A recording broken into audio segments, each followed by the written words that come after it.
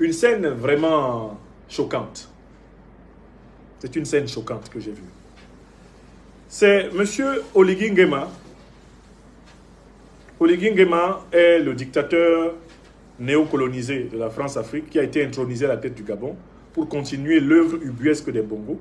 Et d'ailleurs qui a organisé récemment un culte à la personne du premier patron de la France-Afrique gabonaise, à savoir le président Léon Mba, une marionnette absolue du néocolonialisme français, qui a cédé le pouvoir à Albert Bongo, qui devait plus tard s'appeler Omar, à Paris.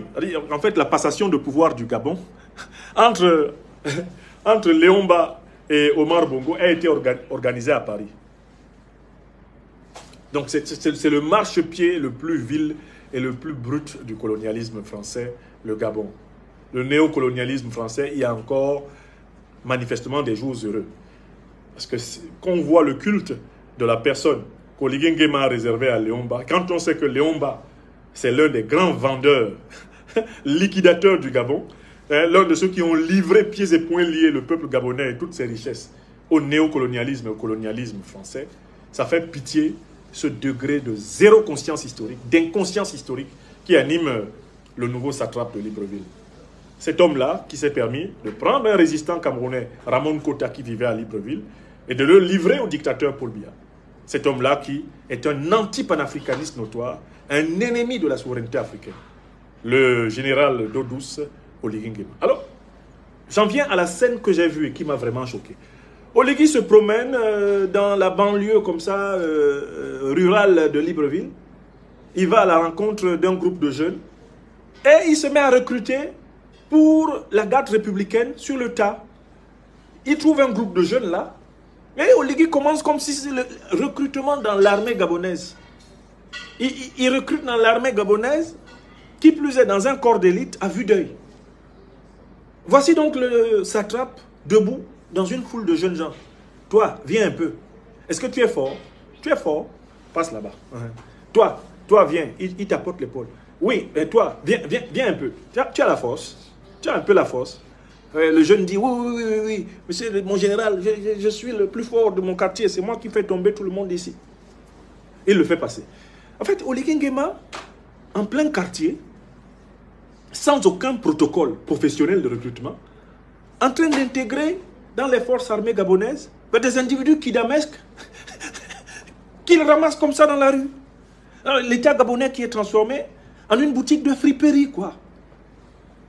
C'est une boutique de friperie, c'est-à-dire que même, comment on l'appelle, Ali Bongo, je ne pense même pas que le père Bongo, dans ces moments les plus bas et les plus ridicules, ait poussé le ridicule à ce niveau. Oligui est dans la rue, il croise des gens. Et puis il les recrute comme ça, en tapotant sur les épaules. Toi, viens, tu es fort. Bon, passe là-bas. Le voilà en train de recruter. Hein. Le voilà en train de recruter. Certains de ces gens même qu'il est en train de prendre là, certains doivent être des cardiaques, des cardiopathes. Il est probable qu'il y ait quand même un certain nombre d'individus fortement alcoolisés parmi ces individus. Il est là, il les fait passer. Toi, tu as... Viens un peu, viens toi. Mais c'est pas possible. Ça m'a rappelé chez nous en Afrique, notamment en Afrique centrale, quand on joue au football au quartier, chaque capitaine forme son équipe. Et puis, bon, comme parfois il y a beaucoup de joueurs, à un moment donné, tu formes ton équipe seulement à vue d'œil. D'abord, tu prends tes amis, ceux que tu connais, et puis tu regardes les gars, quoi. Les gars qui ont des mollets saillants, bien des tibias brillants, les gars qui ont l'air méchants, que tu peux placer en défense. En fait, on compose l'équipe du soir comme ça au foot, au Cameroun, au Gabon. En Afrique, en général, on compose l'équipe au hasard. On a une ossature, on connaît les gars qui jouent bien. On met autant que possible les bons gars au bon poste. Et puis le reste, là, on les ramasse. Donc, Oligui, il est entouré des gars qui, selon lui, jouent bien. Et puis maintenant, il regarde le tas de jeunes Gabonais qui lui fait face. Il dit, toi, viens un peu. Il dit, oui, viens. Tu as la force. Tu es fort. Oui, chef, je suis fort. Oui, passe. Puisque tu dis que tu es fort. Ouais, Seigneur. Qu'est-ce que l'Afrique a fait pour, en 2024, mériter ce genre de scène? Oligui Nguema, Zeben Wayidze, comme on dit dans les langues fan, Wayidze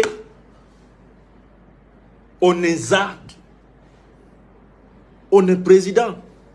Un président qui se met comme ça, dans une rue du quartier, et qui fait non pas du recrutement, mais de la recrutaillerie. Mais Oligui Nguema, est-ce que vous êtes obligé d'être grossier à ce point? Quand il n'est pas en train de se contorsionner sous des sons douteux de tam-tam, en tenue militaire, alors même qu'il est dans des occasions d'apparat d'État, le type, il est en train de faire de la recrutaillerie dans la rue. Mais donc, l'État gabonais est par terre comme ça. Oligui Nguema est en train de...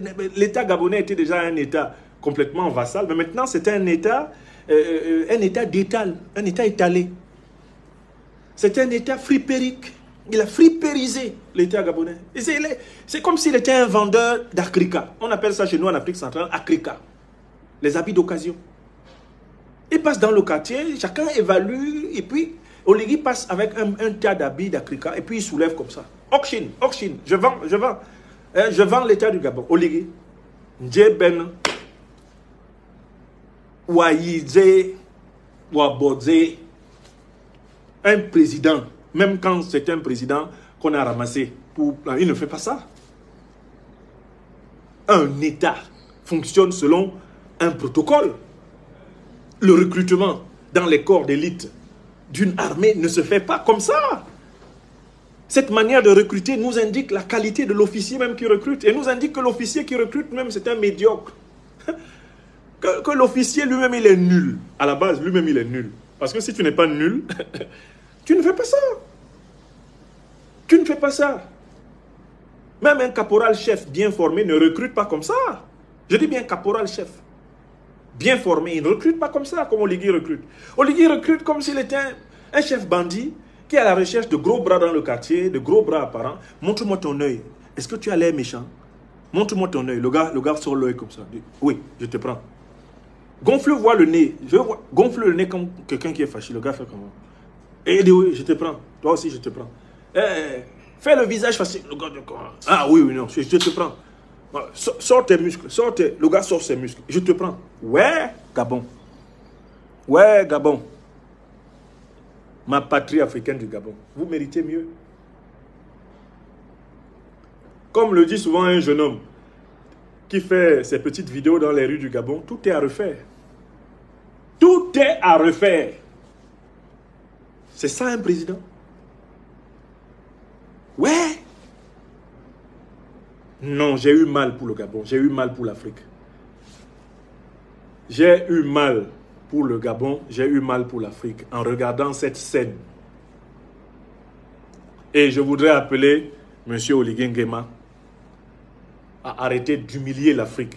Parce que c'est tout Africain qui doivent se sentir humiliés par ce comportement médiocre, ce comportement petit, ce comportement quartiésard au sens négatif du terme. Ce comportement brouillon d'Oligui Nguema est une insulte à l'Afrique contemporaine. Un officier d'une armée africaine au XXIe siècle ne devrait pas faire ça. Il ne devrait pas banaliser à ce point l'institution militaire, qui est l'une des institutions fondamentales de l'État. Oligui, s'il vous plaît, ayez pitié de nos yeux. Nous qui voyons ce que vous faites, ayez pitié de nous. Vous allez nous rendre aveugles de honte. L'excès de honte va nous rendre aveugles. À force de voir ce que vous faites, nous avons honte d'avoir des yeux. Recrutement dans l'armée gabonaise. Tu es fort. Montre-moi tes muscles. Tourne ton dos. Montre. Toi, hey, viens un peu. Toi qui es derrière là, viens un peu. Viens un peu. Viens un peu. Le gars vient. On le tape sur l'épaule comme ça. On touche. Oui, passe.